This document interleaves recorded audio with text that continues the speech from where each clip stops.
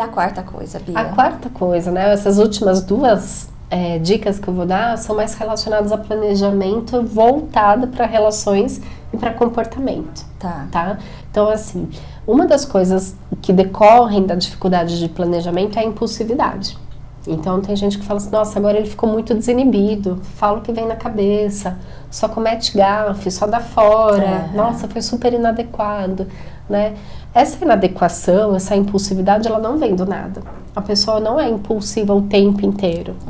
Tem sempre um gatilho. A primeira coisa é identificar qual é o gatilho que faz você ficar mais impulsivo. E isso pode variar de pessoa para pessoa. Sim. Então, por isso que cada pessoa identificar o seu é importante. Se a gente trabalha, a gente vê muito no grupo, a gente trabalha muito isso. Às vezes a pessoa que está lá é mais impulsiva. Por que você fez esse comportamento? Por que você intrometeu na conversa da pessoa? Por que no metrô você puxou o assunto e você brigou com a pessoa que ela estava fazendo tal coisa, jogou um papel no chão na sua frente, né?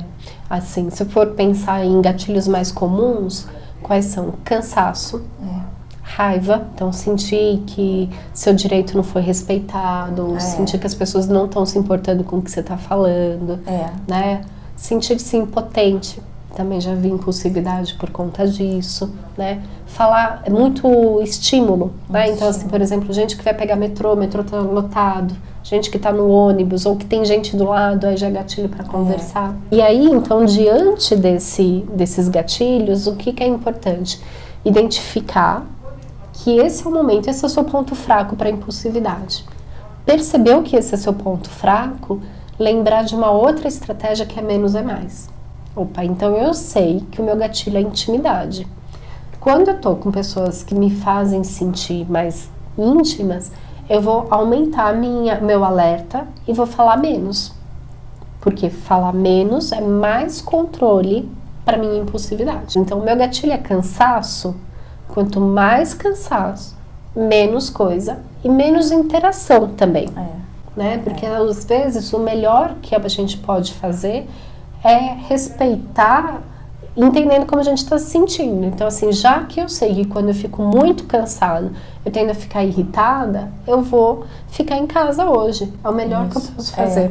Por mim e pelos outros. Isso. Esse é um jeito de controlar impulso também, né?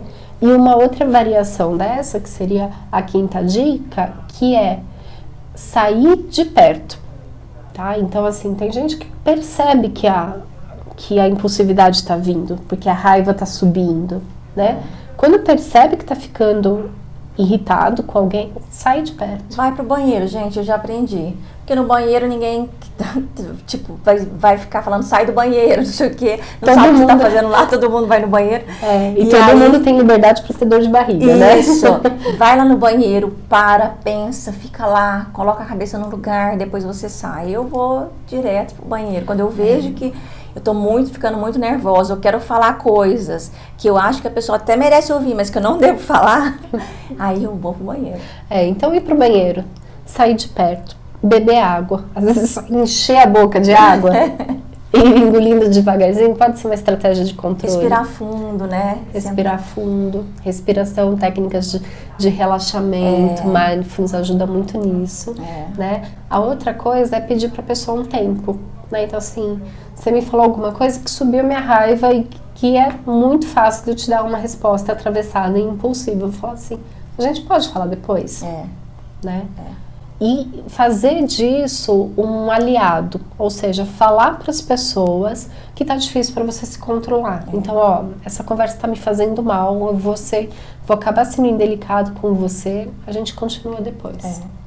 Isso também como uma estratégia para se defender dos outros, porque não é sempre que a pessoa que teve a lesão que tá errada, que é impulsiva. Às vezes o familiar de quem teve lesão que está sendo impulsivo por N razões, né? E aí, nesse momento, falar para a pessoa, olha, não tá legal, eu vou parar por aqui, a gente conversa num outro momento, né? Porque o que eu vejo é que depois da lesão a pessoa fica muito frágil também, né? E fica assim, ou acho que sempre é com ela, sempre ela que fez errado e que não adianta falar. Mas não, a gente precisa regular a emoção falando isso também. Se não dá para falar na hora, se afastar e depois retoma o assunto, tá? Às vezes é só fazer a emoção baixar que o planejamento volta, melhora, e isso né? tudo também é com o passar do tempo. Sei que às vezes a pessoa está assistindo e fala, mas eu não consigo fazer isso. Nossa, hoje, 12 anos depois, eu posso falar que eu consigo bem mais. Sim. Antes eu não conseguia, hoje eu consigo falar, olha, hoje eu não tô boa para falar desse assunto, eu posso ser agressiva sem querer. E isso é muito bom, quando você vê que você consegue parar antes de fazer aquilo que você vai arrepender depois. E aí, para isso, também é super importante passar e estar em acompanhamento com o médico. Isso. Porque às vezes a impulsividade melhora muito com medicação, né? E é uma coisa muito comum, assim, um equívoco muito comum é confundir impulsividade com ansiedade. São duas coisas diferentes, São duas coisas diferentes, mas por que parecem próximas, né? Porque a gente não sabe, né? Ninguém está preparado para entender o que é a lesão cerebral. Mas a ansiedade faz a pessoa ficar acelerada falando. A impulsividade também faz a pessoa ficar acelerada e falando, atropelando as coisas. Qual que é a diferença? Na ansiedade a pessoa tem um sofrimento. Na impulsividade nem sempre a pessoa tem um sofrimento, é um ímpeto, é uma vontade. Ela vai lá e faz, ou tá fazendo sem perceber, né? E outras coisas também, que, às vezes, quando eu já fui dar palestra, assim, as pessoas falam, mas isso eu também tenho, mas isso eu também tenho. O que a gente fala é quando isso é forte o suficiente para atrapalhar a vida, né, Bia? Porque um pouco de impulsividade todo mundo pode ter uma hora ou outra, em alguma situação ou outra, dependendo do estado emocional que estiver passando, né? Ansiedade também, mas isso é uma situação que às vezes é exagerado, né? Foge do normal e atrapalha muito o convívio social, a vida da pessoa mesmo, né? E é nisso que a gente pensa, assim, qual que é o impacto disso, né? E qual que é a frequência, né? Então, assim, explodir com uma pessoa. A frequência muda também, né? Explodir com uma pessoa, quando?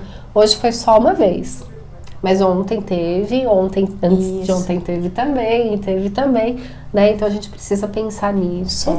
E, de novo, colher informações com outras pessoas além da pessoa que teve a lesão, né? Para ter um parâmetro melhor mesmo, né? Eu acho que são essas 5 dicas, então, Fê, que são bem importantes para o planejamento. Então, só retomando. Anotação. Desde a anotação, para fazer rotina e fazer uso da agenda. Isso. PPP, parar, pensar e planejar. Isso, sempre, sempre. O 3, estabelecer metas que sejam realistas e ainda divide a meta em 2. Pensa assim, o mínimo que você precisa fazer, tá? A 4ª e a 5ª dicas são mais ligadas à impulsividade. Então, a quarta fala sobre menos é mais. Quando eu percebo qual é o meu gatilho da impulsividade, eu puxo o meu freio e fico mais alerta. Então, falo menos, observo mais, né? Então, a ideia do menos é mais. E a 5ª são estratégias de controle para quando você está vendo que você vai ter um acesso ali com alguém. Então, sair de perto é a mais efetiva, sair de perto, né? Para ir ao banheiro, respirar, beber água, falar que retorna a ligação depois, que conversa dali 2 dias, né? E esperar baixar, porque uma coisa importante é assim, quando é impulsividade, passou, acabou.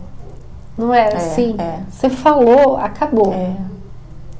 Esse é o impacto, né? Para quem fala, para a pessoa com lesão, falou, tá limpo. Para o familiar, fica muito magoado. Só diminui essa mágoa quando a gente começa a entender que, na verdade, assim, a impulsividade, falar sem pensar, vem por conta dessa questão de não conseguir planejar, por não conseguir frear, e que não é de propósito, né? Então isso é super importante. Acho que isso é muito importante. Gente, eu acho que tudo isso que a Bia falou, eu acho que ajuda todo mundo. Por isso que eu acho que todo mundo está assistindo o vídeo, compartilha com quem você conhece, compartilha na sua lista de contatos aí do WhatsApp, essas coisas, esse vídeo que a gente falou agora, o vídeo anterior de funções executivas, são vídeos que servem para todos nós. Eu acho que isso tudo que a gente fala aqui pode realmente mudar a vida da pessoa. Então, por isso que eu agradeço muito a Bia por todos esses ensinamentos que ela tem, que ela está passando aqui pra gente. A Bia é demais, já falei em todos os vídeos. Ela trabalha um monte com lesão cerebral, ela conhece bastante esses temas.